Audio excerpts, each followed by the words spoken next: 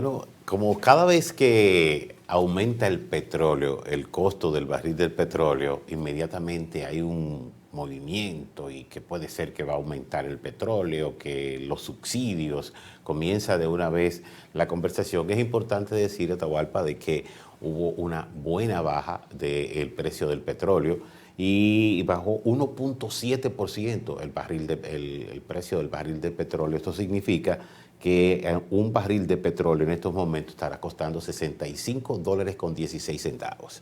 Que asimismo, como hay amenazas y que el subsidio también deberían aprovechar y darle una bajadita, que usted no quiere tocar al petróleo para ver si nos sentimos un chin mejorcito con algo. Creo que en el camino a Monción había una subida, una bajada, porque dicen no hay subida sin bajada. Sí. Que le decían la subida de Pericles, no recuerdo. De Pelempito. No, ese es el hoyo de Pelempito, que está para allá, para el sur. No, cuando usted va para Monción, usted que de Es para esa zona, Monción. usted que de esa zona, porque va para Cacique, para allá, la subida esa que era alta, ya no, ya la han ido rebajando, como todo, Sí. menos los precios. Pero si usted quiere que los precios bajen, usted va y lo lleva allá. Y lo tira hacia abajo. Y lo suelta, y suelta ahí los precios, que ahí le van a bajar. Pero creo que es un buen momento con todas las cosas que hay, las presiones que La hay. subida de Liguito era... Liguito. Sí, si mal no recuerdo, la subida de Liguito era Heriberto. Pero Heriberto no conoce eso para allá, no sabe. No, la juventud es así. Él sabe que nada más hay una Sí, la subida. subida de Liguito era una subida muy peligrosa porque tenía una curva incluida, una cuesta muy pronunciada. Mire, desde el día de ayer los gremios, algunos gremios que tienen que ver con salud, han estado en movimiento y haciendo detención laborales, para no llamarlos paros porque han sido escalonados. Y, por ejemplo, en el caso de Santo Domingo, en el Moscoso, la Asociación de Psicólogos, los Bienalistas,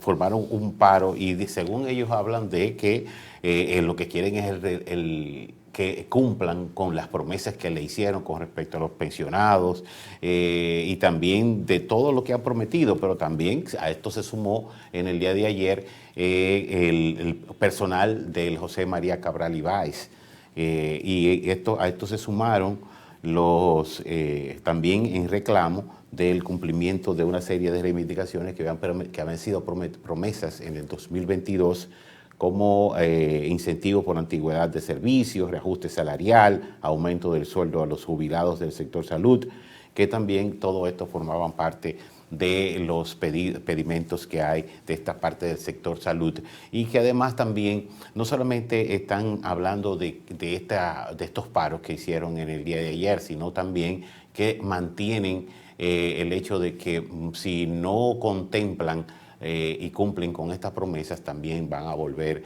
a continuar con la lucha para que se logre ese objetivo de que se cumpla con las promesas prometidas con respecto al sector, a esa parte del sector salud. Las promesas prometidas, me gusta. Las promesas que le había hecho el presidente, bueno, que prometidas normalmente es en campaña que hacen todas estas promesas y ojalá que cumplan. Me extrañó que no he escuchado al señor, al presidente de la Asociación Médica, también estar del Colegio Médico, perdón, el amigo Waldo Suero. Waldo Ariel Suero, estar también al frente de estos reclamos. Miren, señores, esta mañana comentaba antes de comenzar, que es la columna que hace Aníbal de Castro en la segunda página del periódico Diario Libre. Hay que señalar, de más quizás está, que Aníbal de Castro, una pluma muy fina, es director del periódico Diario Libre.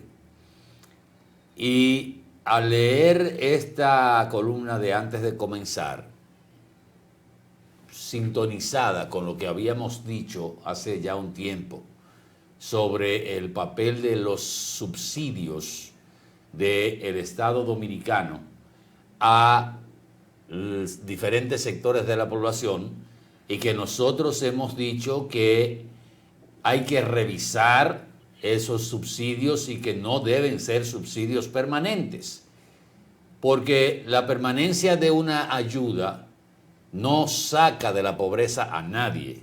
Debe haber un condicionante para que esa asistencia que hace el Estado Dominicano tenga un tiempo definido para que la gente sepa que eso no va a ser para toda la vida. Pero Aníbal de Castro aporta algo que es sumamente interesante. Al hablar de que República Dominicana, sin revolución bajada de la montaña, con barbudos y gente armada,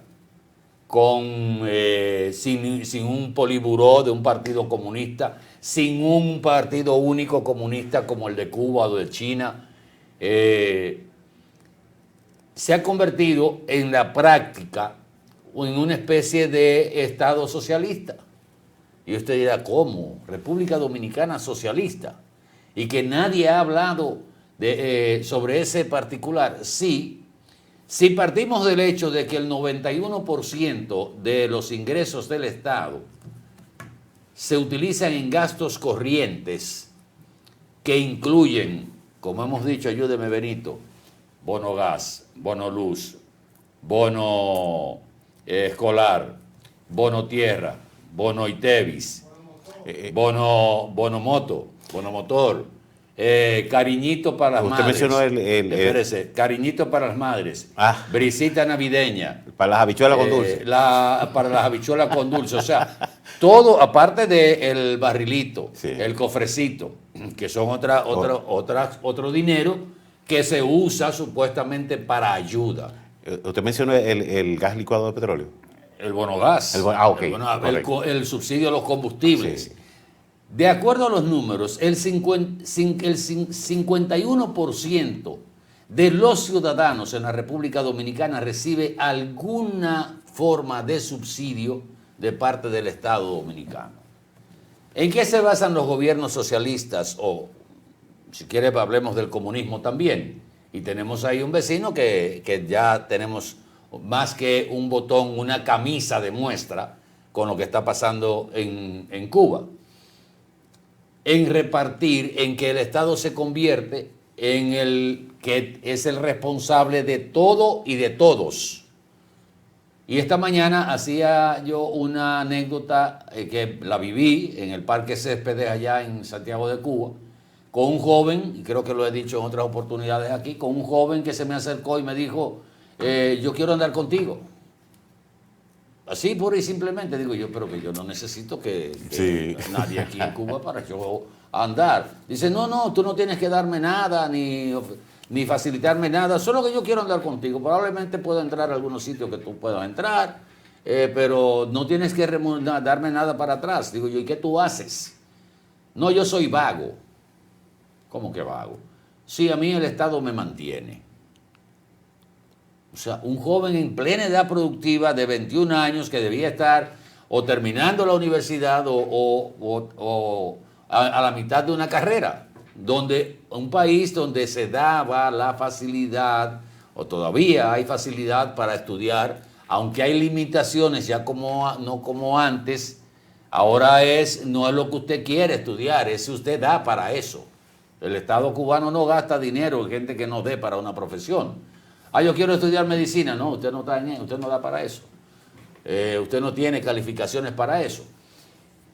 Y ese joven es un reflejo de lo que empezó a vivir la sociedad cubana a partir del famoso llamado periodo especial, la caída del muro de Berlín y la desintegración de la Unión de Repúblicas Soviéticas Socialistas.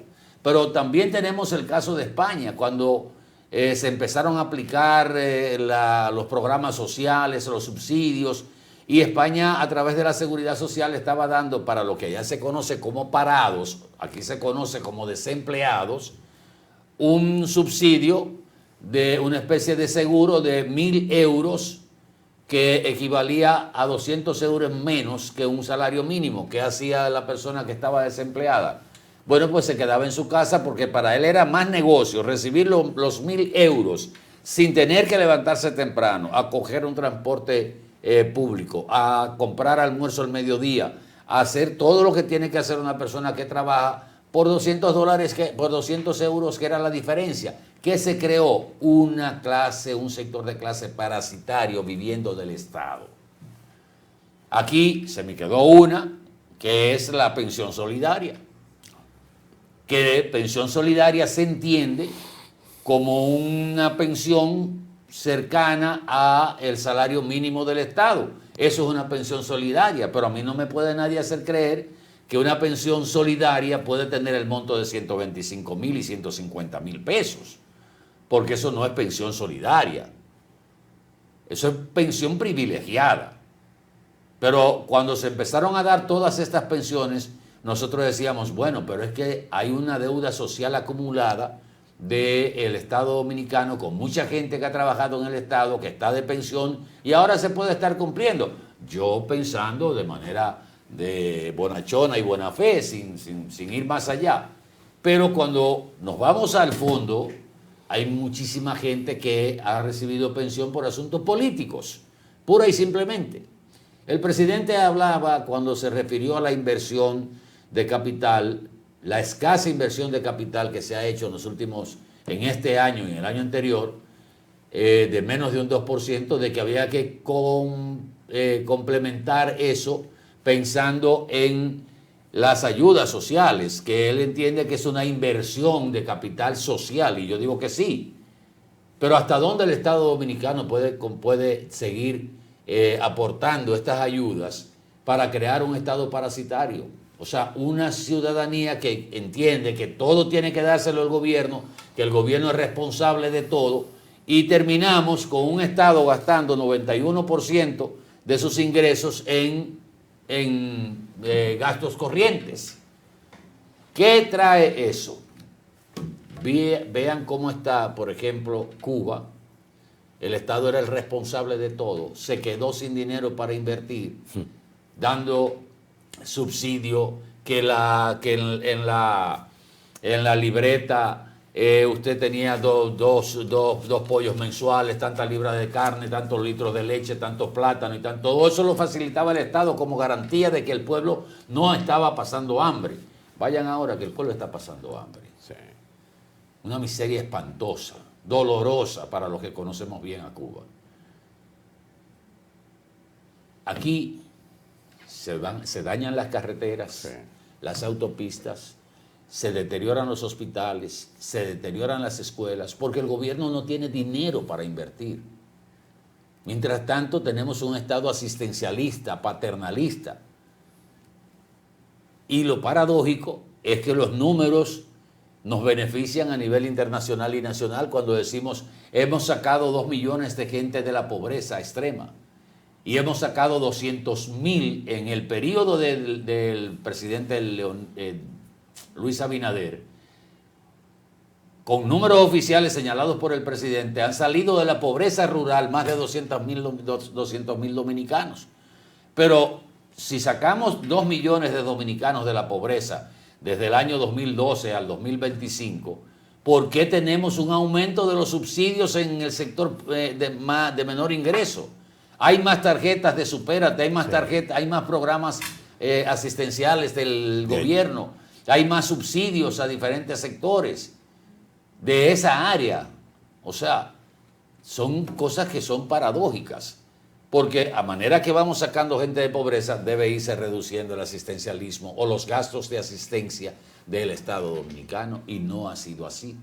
Entonces, aunque usted no lo crea, sin aspavientos, sin revolución armada, sin partido único, sin poliboró, como dice Aníbal de Castro, sin barbudos, sin comité único central de un partido comunista, República Dominicana ha estado implementando un socialismo al estilo latinoamericano, no, al estilo dominicano. El gobierno es responsable de todo y de todos. Mientras tanto, repartimos dinero y seguimos en las mismas condiciones. Bueno, ¿qué le parece? Vámonos a la pausa. Como usted diga. Vamos a la pausa y retornamos en breve con más.